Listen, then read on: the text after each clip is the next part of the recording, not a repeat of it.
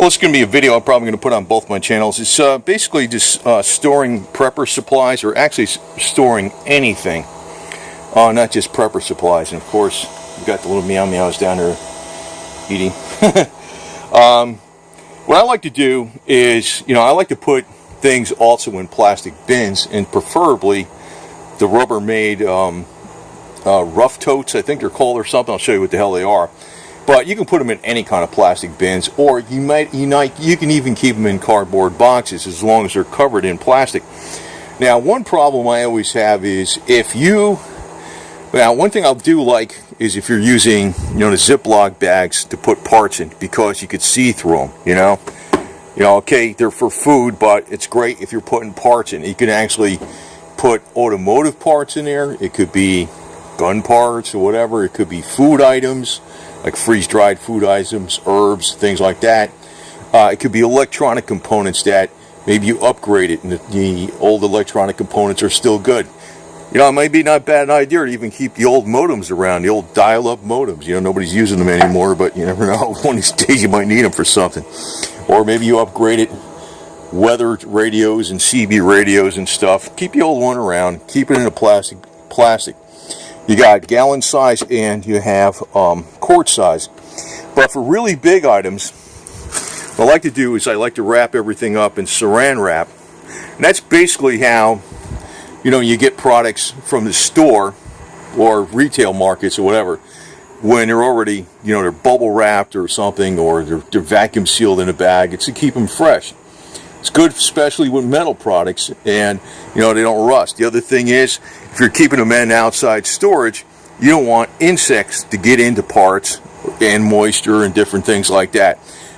So if you bubble wrap it, and maybe if you want to spray a little bit of WD-40 down there before you bubble wrap it to keep the rust off, you can keep it as a preservative. That's a good idea.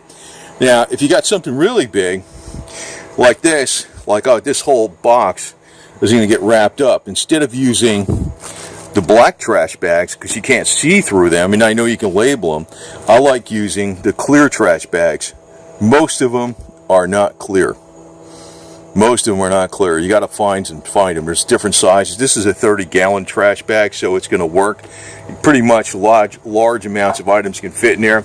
Even if you put something in a cardboard box, like with a cardboard box, a lot of times bugs get at it. They eat, even if it gets a little bit damp, the termites eat it. If you got it all wrapped up in plastic like this, no problem. The other thing is, you want to label everything. I'm not done labeling this because it actually has the 4-barrel, the 2-barrel square bore adapter. That's going to go on here. That's going to go on top of this. It's going to be, you're going to be able to see this. This is going to be taped onto the top of the box, and it's going to have the clear plastic bag over it. Now, the other thing is I like to do is, I'll show you this.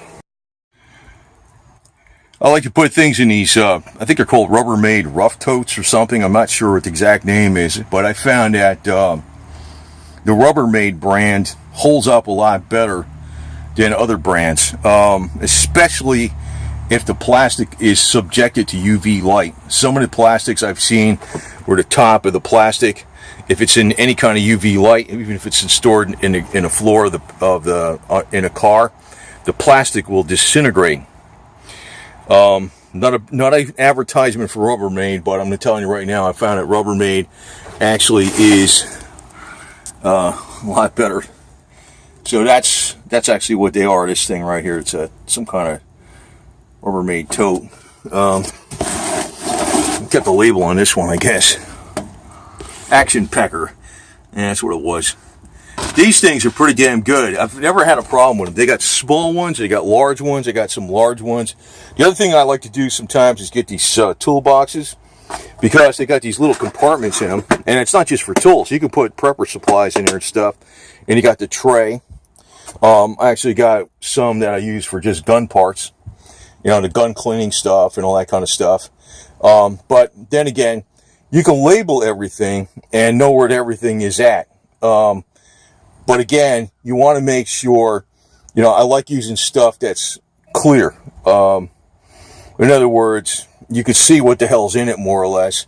Now these aren't clear, but the thing is, I know what's in there, but a lot of times I don't like, if you could put something inside these that's wrapped in plastic, could be the plastic bags. And if, you want to make sure they're clear, because you could say, oh, maybe it's separating items by what type it is. Maybe it's some bolts, maybe it's some electronic equipment or whatever, some kind of special wire connectors or whatever. So if you have them in a clear plastic bag and you got all these different items in there, you can look at them. They don't get all jumbled around. And it makes that bin like having a bunch of separate compartments just by using the Ziploc bags. But again, the plastic stuff will degrade in UV light, except these action pack things, man. I've had one that was on the back of my El Camino, a large one I was using as a toolbox. The top of it got faded out, but the plastic never degraded. Now, actually, one way you can take the plastic and make it so it doesn't degrade, I know you could put like the UV Protectant 303 on there, but that only lasts so many months. You could do is just chemically clean the whole damn thing and put a coat of primer on it, then put truck bed lining on it over the plastic. That stuff will actually hold up on there quite a while, and it keeps the UV rays off the plastic and it keeps it from degrading. So that's another way.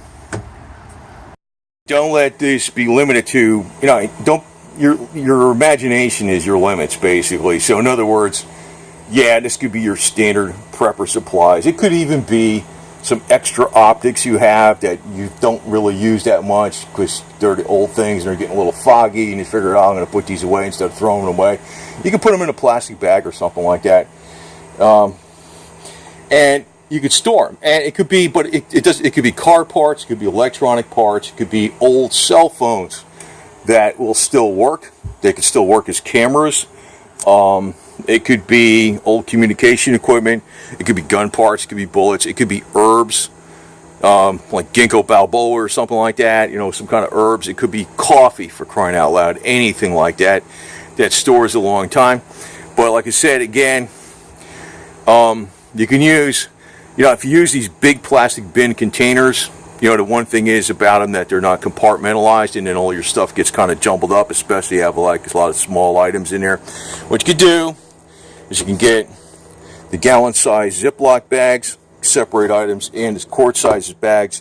But then again, you can also use these 30-gallon bags, trash bags that are clear. And they are pretty damn clear. I mean, you can see right through them. So, and then tape them down with clear tape.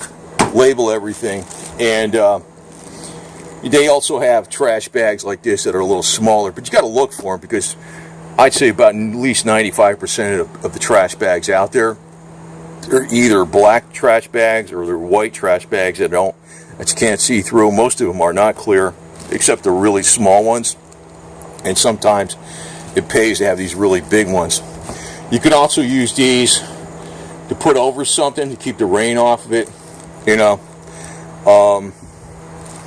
could be, a jack or something that you got outside, jack stands, tire changing equipment, whatever. I mean, trash bags are good for that type of stuff.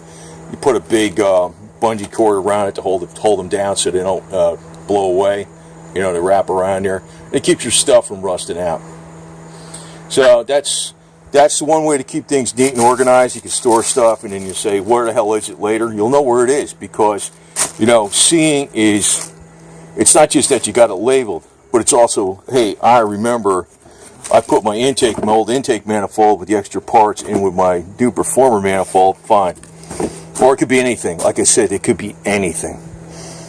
It could be old knives or something that you don't use anymore. It could be old tools that you don't use anymore. It could be herbal remedies, that you're just storing for the next 10 years, even though it's, they lose their potency after a while, but they're not going to lose their potency as much if they're kept in an airtight environment, and out of the light. But, you want to be able to readily find something when you need to find it, because basically when you're taking things, you're doing things like this for storage, it's usually for an emergency, and in an emergency, it's like, where the hell did I put that? So if it's put in something that's see-through and it's stored where if you take it out, it's good to go. It doesn't have to be car parts. It could be anything. I mean, for crying out loud, it could be extra trays like that or something, cooking pans or whatever, you know, fire starting equipment, I don't know, extra set of drill bits or something that maybe, you know, you got extra, whatever, any kind of extra tools you got. Maybe you cleaned up some old rusty tools and you said, hey, you know, I don't want to use these as my regular tools. Or maybe you got some old tools that, you know, I bought some better stuff versus the Harbor Freight junk you had, and you decided to get something better. And maybe you want to store the Harbor Freight stuff as extra. But, you know, it's just dumb ideas like that. But hey, if you want to find something, the best way to find it is not just to label it, to make sure it's in a clear plastic wrapper so you can see what the hell's in it. And again, you know, if you have these in Ziploc bags and you have them in those action-packed totes, I couldn't think of the name of those things, those Rubbermaid action-packed totes. I can't find those in Walmart anymore. They used to sell them over there. I'm sure you can order them online.